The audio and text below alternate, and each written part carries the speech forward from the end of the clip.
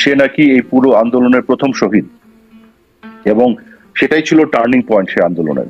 এবং তার এই সে যে শহীদ হয়েছে এটা এখনো নাকি সে বিভিন্ন পেজ থেকে দেখে, মানে 200 মিলিয়ন 300 মিলিয়ন আপনার শেয়ার এবং ভিউ, কিন্তু সে কিন্তু মারা যায়নি, সে কিন্তু আহত ছিল এবং পরে সুস্থ হয়ে ফিরে এসছে। অথচ তার মৃত্যুর ঘটনার উপর ভিত্তি করে একটা বিশাল টার্নিং পয়েন্ট ক্রিয়েট করা হচ্ছে এবং সে নিজেই দাবি করছে, এটা আমি আজকে পোস্ট দিয়েছি। তো এই ধরনের অনেক ম্যাটিকুলাস প্ল্যান করা হয়েছিল, যেটা আমরা মনে করি যে শব্দটা আপনারা শুনেছেন, এবং করে আমাদের বিপক্ষে মানুষের মনকে বিষিয়ে তোলার একটা অপচেষ্টা নেওয়া হয়েছে। আর আমাদের ব্যর্থতার জায়গাটা যেটা ছিল আমি পার্সোনালি মনে করি সেটা হচ্ছে এটা গভীরতাটা বুঝতে না পারে, এবং এইখানে আর একটু অন্যভাবে সিদ্ধান্ত নেওয়া যদি করা যেত, যেটা হয় না যে চোর পালালে তো বুদ্ধি বাড়ে, তো এখন আমাদের অনেক ক্ষেত্রে মনে হয় এটা এভাবে না করে ওভাবে করলে ভালো হতো। কিন্তু আমাদের নিয়তের মধ্যে আপনি যেটি বলছেন যে আবেগকে কাজে লাগানো, মানুষের আবেগকে কাজে লাগানো বা মানুষের মনকে বিষিয়ে তোলা, একটা বিষয় আমরা যখন মানে গণমাধ্যমের খবরে যেগুলো লক্ষ্য করা গেছে যে আন্দোলনের যে ধারাবাহিকতা, একটার পর একটা ঘটনা ঘটে গেল, মাননীয় প্রধানমন্ত্রী তখন সাবেক প্রধানমন্ত্রী তিনি যখন বললেন মুক্তিযোদ্ধাদের নাতিপুতিরা কোটা পাবে না, তো কি রাজাকারের নাতিপুতিরা পাবে? তিনি বললেন মুক্তিযোদ্ধার সন্তান নাতিপুতিরা কেউ মেধাবী না, যত রাজাকারের বাচ্চা নাতিপুতিরা মেধাবী, তাই না? তারপরেই আমরা দেখলাম আসলে রাস্তায় তুমি কে আমি কে, রাজাকার কে বলেছে স্বৈরাচার এরকম স্লোগানে মুখরিত হলো। আমরা শুনলাম এই বক্তব্যগুলো কি শোভনীয় হয়েছিল? মানে এগুলোই কি মনকে বিষিয়ে তোলার একটা অন্যতম কারণ হয়ে দাঁড়িয়েছিল বলে আপনাদের বিশ্লেষণে পড়ে? আপনি একটু থামাই, এই যে আপনি বললেন না তারপরে যে স্লোগানটা হয়েছিল তুমি কি আমি কে, রাজাকার, এখানে কিন্তু একটা কারেকশন দেই আমি। ওই দিন রাত্রে ঢাকা ইউনিভার্সিটি ক্যাম্পাসে যারা কোটা নিয়ে আন্দোলন করছিল তারা যে স্লোগানটা দিয়েছিল সেটি কিন্তু এতটুকুই ছিল, তুমি কে আমি কে, রাজাকার, এর আগে পিছে আর কিছু ছিল না। ওই দিন রাত্রে যত স্লোগান হয়েছে এই স্লোগানগুলোর ভিডিও ফুটেজ আছে আমার কাছে, এবং আপনারা কেউ যদি ওই দিন রাত্রের কোনো ভিডিও ফুটেজ দেখাতে পারেন তুমি কে আমি কে, রাজাকার এটার আগে বা পিছে অন্য কিছু আছে, তাহলে আমি আবার আমার রাজনীতি ছেড়ে দেবো। আমি এটা ছুড়েছি ঠিক ওই দিন রাত্রে কিনা বলতে পারবো না, কিন্তু কে বলেছে স্বৈরাচার এটা পরের দিন ওই দিন রাত্রে যখন প্রচন্ড ভাবে সমালোচনা হলো এটা নিয়ে, যখন আমরা প্রচন্ড ভাবে রিয়াক্ট করলাম, আমি নিজে তো শাহবাগে গিয়েছিলাম, আমরা বলেছি যে দেখো ছাত্ররা কোটার চাচ্ছে, কি বলে কোটা বাতিল চাচ্ছে, এটা তো আমরাও চাচ্ছি। ছাত্ররা বৈষম্যের নিরসন চাচ্ছে, বৈষম্যের বিরুদ্ধে তাদের অবস্থান, তো আমাদেরও তো অবস্থান বৈষম্যের বিরুদ্ধে।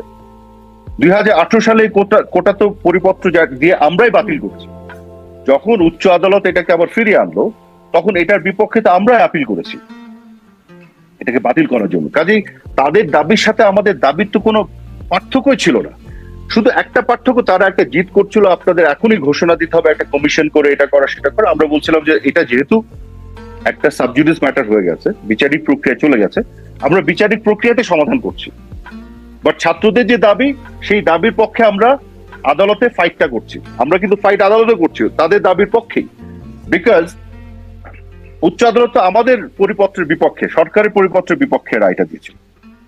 তো আমি যেটা বলেছিলাম যে তাদের দাবির সাথে আমরা একমত, তাদের দাবির পক্ষে আমরা আদালতে ফাইট করছি, তাদের সাথে আমাদের কোনো দ্বিমত নাই। কাজে এখানে কারো তো রাজাকার হওয়ার দরকার নাই এই দাবি আদায়ের জন্য। কিন্তু প্রধানমন্ত্রী যেটি বললেন, দ্বিমত তো স্পষ্ট বোঝা যাচ্ছে যে মুক্তিযোদ্ধার নাতিপুতিরা কোটা পাবে না, তো কি রাজাকারের নাতিপুতিরা কোটা পাবে?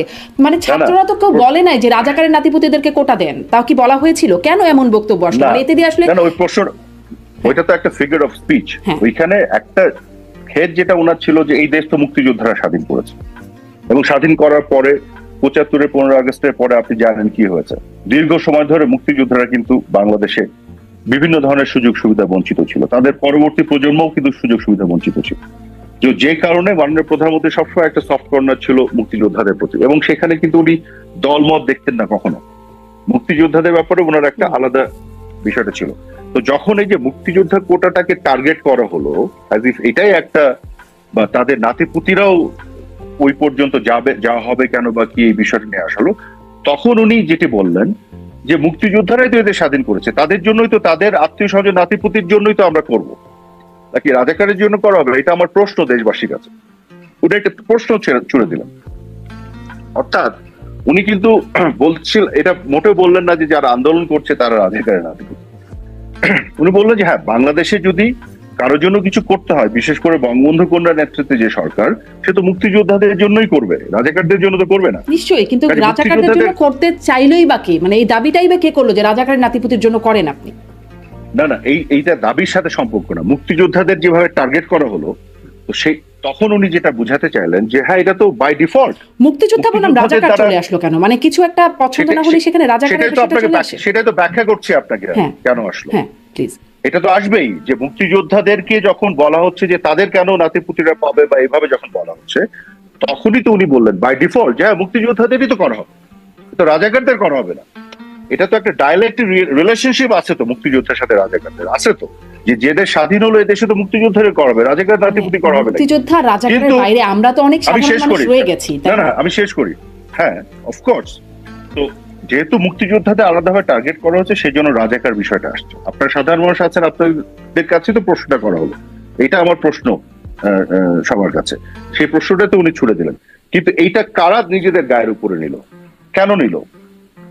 কেন নিতে হবে? এভাবে তার বক্তব্যকে মিসইন্টারপ্রেট করে, তার বক্তব্যকে বিকৃত করে এই স্লোগান, আচ্ছা নিল, ধরেন ভুল বুঝলো, আমি বুঝলাম, সেই ভুল বোঝার পরে কি এটা জাস্টিফাই? আপনি কিভাবে এই ঘৃণিত একটা স্লোগান দিতে পারেন যে তুমি কে আমি কে, রাজাকার রাজাকার? এবং আপনি সেদিন পুরো সময় ধরে এই স্লোগানই দিয়েছেন, কিন্তু একবারও বলেননি চাইতে গেলাম অধিকার, হয়ে গেলাম রাজাকার, বা তুমি কে আমি কে, রাজাকার রাজাকার, কে বলেছে স্বৈরাচার স্বৈরাচার। এটা কিন্তু পরের দিন তারা এটাকে অ্যাড করেছে তাদের এটাকে জাস্টিফাই করার জন্য, কারণ তারা হয়তো পরের দিন বুঝতে পেরেছে যে তারা ঠিক করে। তো তখন তো তারা বুঝতে পেরে ঠিক করলো, কিন্তু প্রধানমন্ত্রী কি বুঝতে পেরে ঠিক করলেন? মানে এর আগে 18তেও যখন কোটা আন্দোলন হয়েছে তখন আমরা শুনেছি সরকারের পক্ষ থেকে তারা রাজাকারের বাচ্চা এরকম বলা হয়েছে আর কি। তো মানে এই বিষয়টা কি বোঝা গেল? প্রধানমন্ত্রী তারা ঠিক করলো, কিভাবে করলো? এটা তো একটা জালিয়াতির মতন ঠিক করা। হ্যাঁ, নিজেকে রাজাকার দাবি করে পরের দিন ঠিক করে পরে আবার দাবি করা হলো না আমরা তো রাজাকার বলি না, এটাকে ঠিক করে বলা যাবে না। কিন্তু প্রধানমন্ত্রী তো ব্যাখ্যা দিয়েছেন পরে যে কোন ছাত্রদেরকে, আন্দোলনকারী কাউকে তো রাজাকার বলা হয়নি। এটা একটা